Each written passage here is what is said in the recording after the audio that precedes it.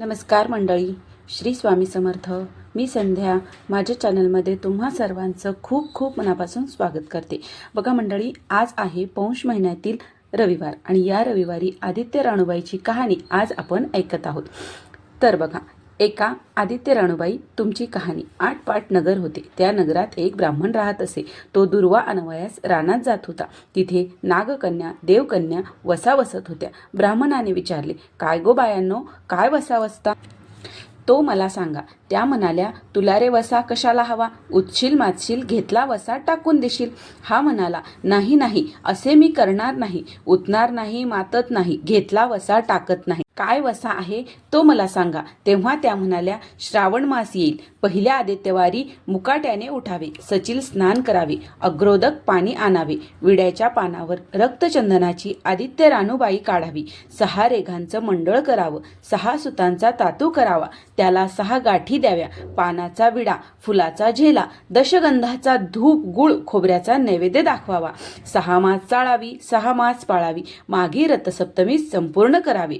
असं करावं. बोटोळ्याची खीर, गुळाच्या पोळ्या, लोणकडनं तूप, मेहुणं जेवून सांगावी.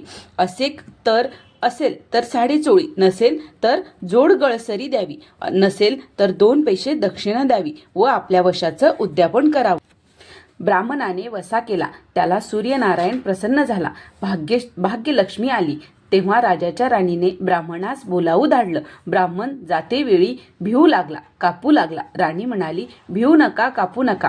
तुमच्या मुली आमच्या घरी द्या. ब्राह्मण म्हणाला, आमच्या मुली गरीबाच्या, तुमच्या घरी कशा द्याव्या? दासी कराल, बटकी कराल? नाही, तसं काही करणार नाही. राजाची राणी करू, प्रधानाची राणी करू. मार्गशीर्ष महिना आला. ब्राह्मणाने मुलीची लग्न करून दिली. एक राजाच्या घरी व दुसरी प्रधानाच्या घरी दिली. ब्राह्मण 12 वर्ष मुलींच्या समाचारास निघाला. राजाच्या घरी गेला. लेकीनं पाट दिला, पाय धुवायला पाणी दिलं. बाबा, गुळ खा, पाणी प्या. गुळ खात नाही, पाणी पित नाही. आधी माझी कहाणी करायची आहे, ती तू ऐक. ती म्हणाली, तुमची कहाणी ऐकायला मला वेळ नाही. राजा पारधीला जाणार आहे, तेव्हा त्यांना जेवायला उशीर होईल. हे ऐकून त्याच्या मनात राग आला. तो तिथून निघाला. तो प्रधानाच्या घरी गेला. तिथेही तिने बसायला पाट दिला, पाय धुवायला पाणी दिलं. बाबा, गुळ खा, पाणी प्या. गुळ खात नाही, पाणी पित नाही. आधी माझी कहाणी करायची आहे, ती तू ऐक. तुमची कहाणी नको ऐकू तर कोणाची ऐकू? घरात गेली. उतरंडीची 6 मोती आणली. 3 आपण घेतली, 3 बापाच्या हाती दिली.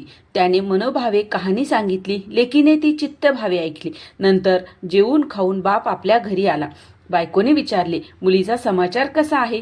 त्याने उत्तर दिले, जिने कहाणी ऐकली ती ऐकली नाही, ती दारिद्र्याने पिडली आहे, दुःखाने गांजली. राजा मुलखावर निघून गेला आणि जिने कहाणी ऐकली ती भाग्याने नांदत आहे. इकडे जी दारिद्र्य झाली होती तिने आपल्या लेकाला सांगितले, मावशी घनघोर नांदत आहे, तिकडे जाऊन तिने काही दिले तर घेऊन ये. पहिल्या आदित्यवारी पहिला मुलगा गेला. तळ्याच्या पाळी जाऊन उभा राहिला. अगं दासीनो, तुम्ही दासी कुणाच्या? आम्ही दासी प्रधानाच्या.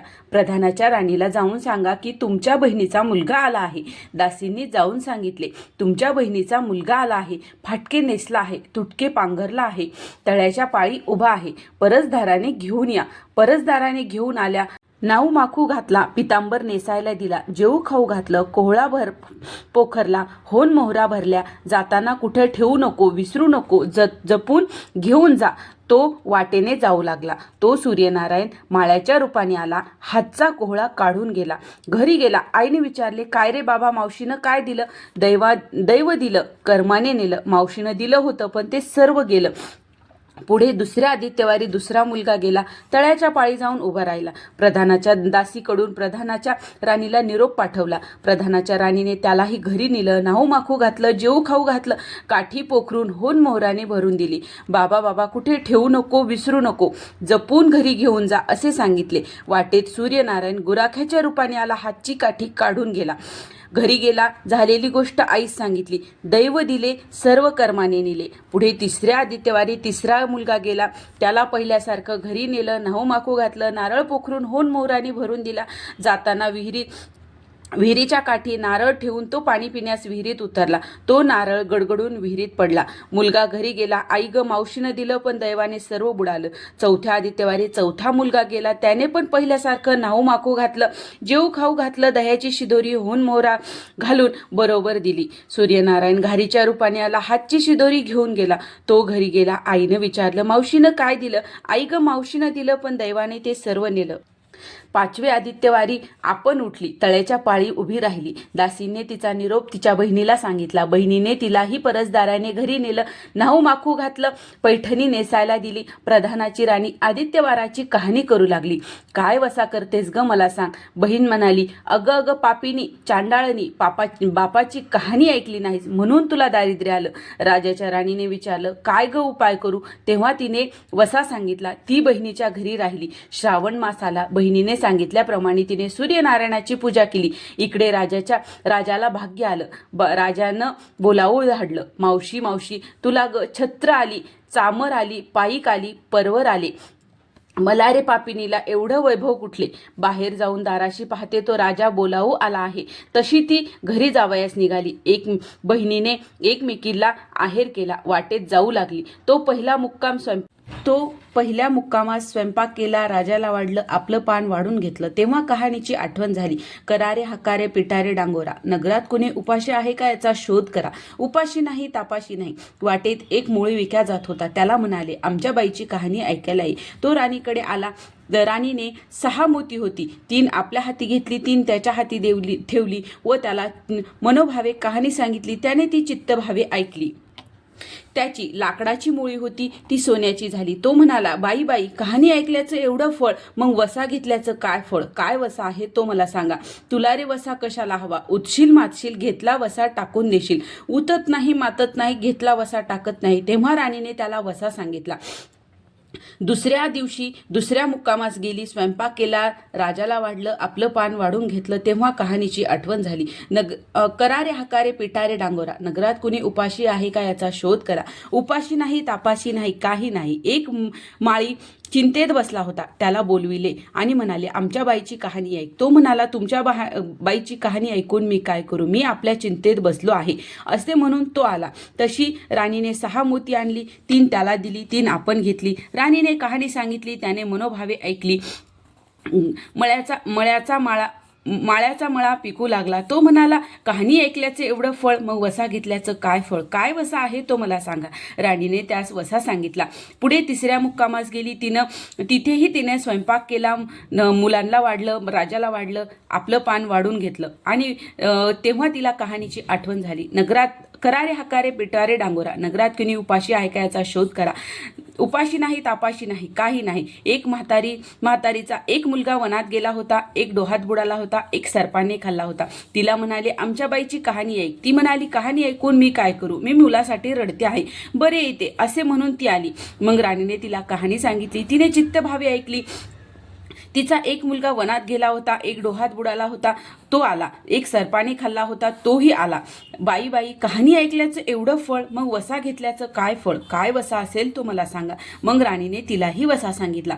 पुढे चौथ्या मुक्कामास गेली. तिथंही तिनं पहिल्यासारखं स्वयंपाक केला. मुलांना वाढलं, राजाला वाढलं, आपलं पान वाढून घेतलं. तेव्हा तिला कहाणीची आठवण झाली. नंतर तिने विचारलं, कुणी उपाशी आहे का याचा शोध करा. तर उपाशी नाही तापाशी नाही, काना डोळा माशाचा गोळा, त्याला हात पाय नाही, असा एक मनुष्य रस्त्यावर पडला होता. त्याच्या अंगावर तांब्याभर पाणी ओतले. पालता होता तो उताना केला. 6 मोती होती. त्याला 3 त्याच्या बिंबीवर ठेवली. 3 राणीने आपल्या हातात घेतली. राणीने कहाणी सांगितली. त्याने मनोभावे ऐकली. त्याला हात पाय आले. देह दिव्य झाला. तेव्हा तो म्हणाला, बाई कहाणी ऐकल्याचं एवढं फळ, मग वसा घेतल्याचं काय फळ. काय वसा आहे तो मला सांगा. राणीने त्यालाही वसा सांगितला. 5व्या मुक्कामास घरी आली. स्वयंपाक केला. षडरस पक्वान्न जेवायला केली. सूर्यनारायण जेवायला आले. भोजनास बसले. त्यांना पहिल्या घासाला केस लागला. ते म्हणाले, अगं अगं कोण्या पापिनीचा केस. राजाच्या राणीला 12 वर्ष दारिद्र्य आलं होतं. तिने आदित्यवारी वळचणी खाली बसून केस विंचरले होते. काळं चवाळ डोईचा केस, वळचणीची काडी, डाव्या खांद्यावरून वेशी बाहेर टाकून दे. राजाच्या राणीला सूर्यनारायणाचा कोप झाला. तसा कोणाला होऊ नये. आम्हाला ब्राह्मण, मोळी विक्या, म्हातारीला इत्यादींना जसा सूर्यनारायण प्रसन्न झाला तसा तुम्हा आम्हा सर्वांना हो. ही साठा उत्तराची कहाणी पाचा उत्तळी सफळ संपूर्ण. तर ही आदित्य राणूबाईची कहाणी पौष महिन्यातील प्रत्येक रविवारी नक्की ऐकावी. फक्त कहाणी जरी ऐकली तरी सुद्धा तुम्हाला संपूर्ण पूजा केल्याचं व्रत फळ तुम्हाला मिळते.